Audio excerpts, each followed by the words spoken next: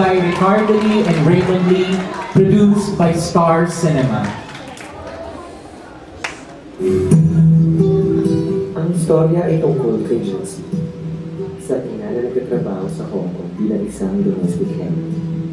Ginawa niya ito upang makapagpadala ng pera sa kanyang mga anak, upang matustusan ang kanilang pangangailangan at pabigyan sila ng magandang kinabukasan. Bagamat siya ay malayo sa kanya, tiniis niya ang mga pasakit ng kanyang kapwa at ang kanyang pagnanais na makasama ang kanyang mga anak sa kanilang pagdaan. Nagsimula sa isang masayang pagkain. Nagkamatang-wala ang buhay ng mga anak ni Josie pagmula nang lumaan ang kanilang ama na siyang kasama nila sa bahay. Dito nagsimulang magsuklam si Carl sa kanyang ina. Nagpadala sila ng sulat sa inang nasa Hong Kong upang malaman ang nangyari at nang siya ay gayapangay. Hindi nabasa ni Josie ang sulat dahil siya ay kinulong ng kanyang ama sa loob ng kanilang bahay na sila ay lumipad sa Estados Unidos ng isang buwan. Nabasa ni Josie ang sulat pagkaraan ng isang buwan. Ngunit hindi pa rin siya pinayagan ng kanyang amo kahit ay makaamot siya.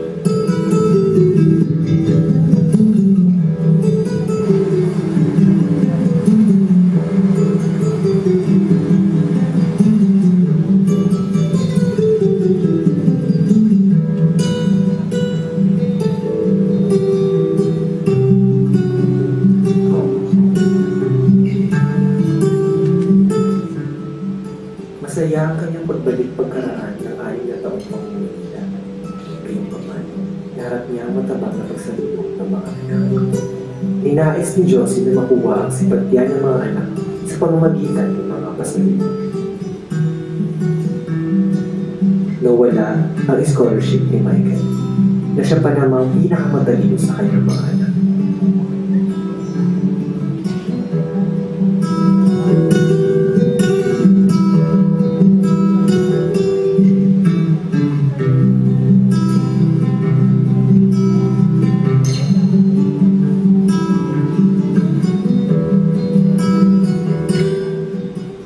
Bukod dito, hindi pa rin matanggap ni Carla.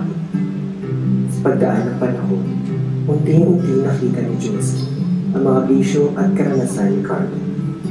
Paglaglag ng bata, tattoo, panlalalaki, paghit-hit ng droga, at higit sa lahat, ang paninigarilyo.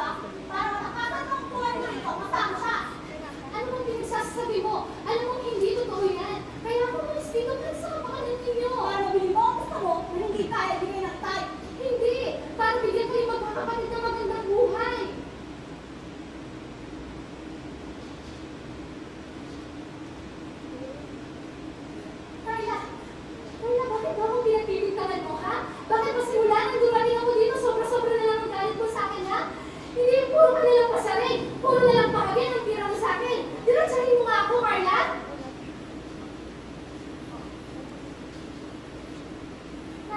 Carla, I'm sorry. Anak, nasigawan kita. Ikaw naman kasi, mag-usap naman tayo ng maayos, oh. Please naman, anak. Isipin mo na lahat ng gusto mong isipin. Kung hindi mo minahal ang itay mo. Mahal mo siya. Kailanman hindi magbabago yun. Kaya kung hindi ka umuwi, ang mamatay siya. Carla, alam mo nangyari sa akin yun. Sinulatan ko kayo. Carla,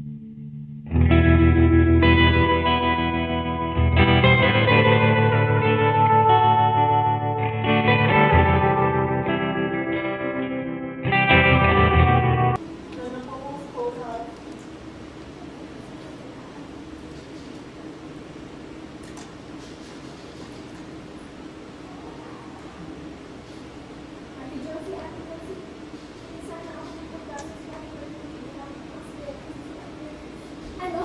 Diyos ko naman, Minda. Hindi kasi nag-iingat yung si Arnel eh. Hindi bilang press me ngayon, ha? Aksidente? Hindi sadya. Ang nadidisgrasya naman ang bangko ko. At saka bakit walang nag-warning sa akin na parang tubig na palang pera ngayon dito? Hawak-hawak ko pa lang sa kamay mo. Nakuubos na, hindi mo namamalayan. Ilaw, tubig, pagkain, pambaon ng mga bata. Diyos ko naman.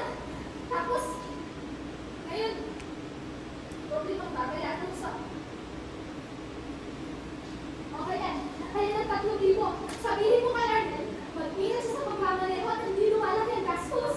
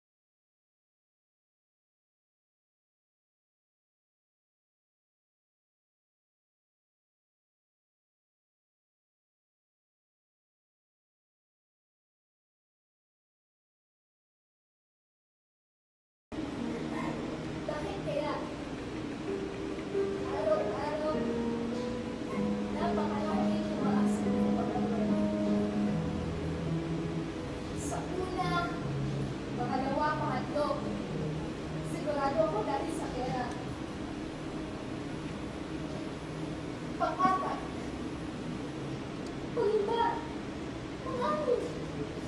Wala pa rin kaya ang dahilan. Bakit ganon? Kapag ang lalaki, binigyan niya ang pamilya niya ng damit, ng bahay, ng pagkain, at ng mag-aral niya yung anak niya, sasabihin ng tao, aba, siya ka na.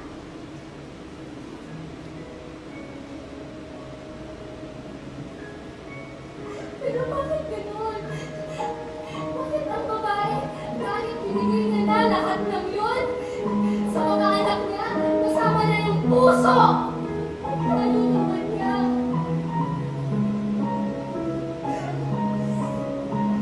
Parang hindi pa rin sapat. Parang hindi pa rin sapat na tawagin ka sa mabuting ina.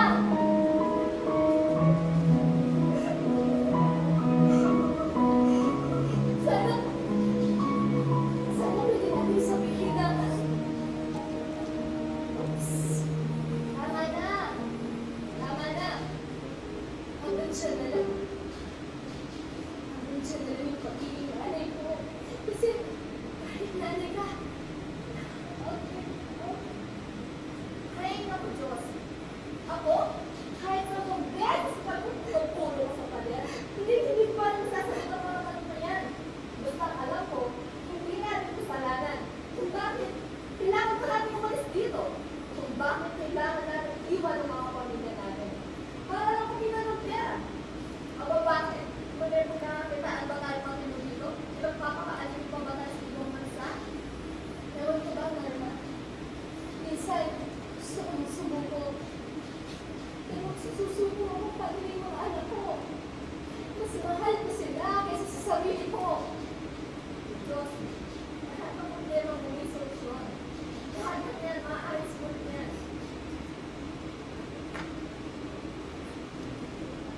Oh, ito pa naman ako. Basta, mag-usapan mo rin ha. Maaaris mo rin yan. Wala bang tawag?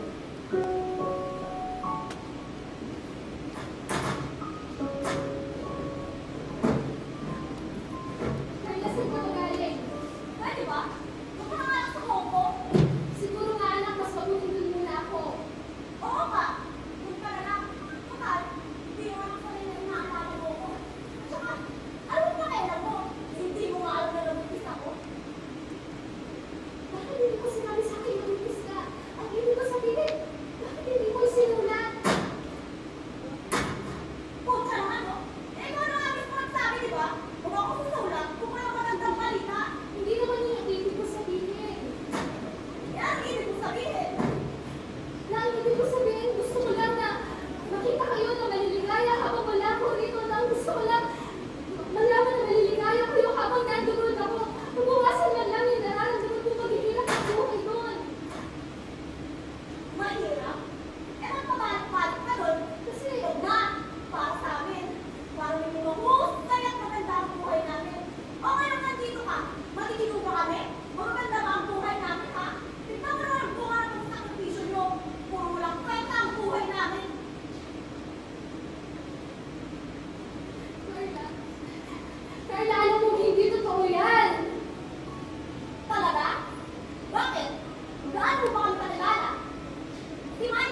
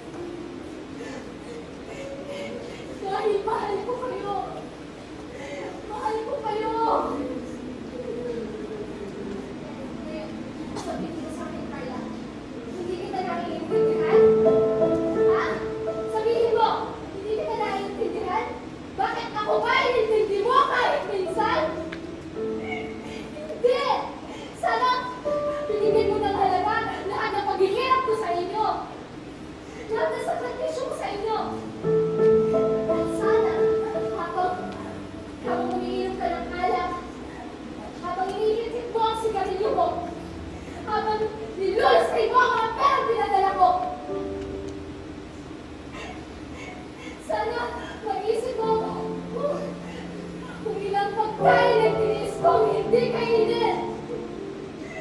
Wala naman ako padala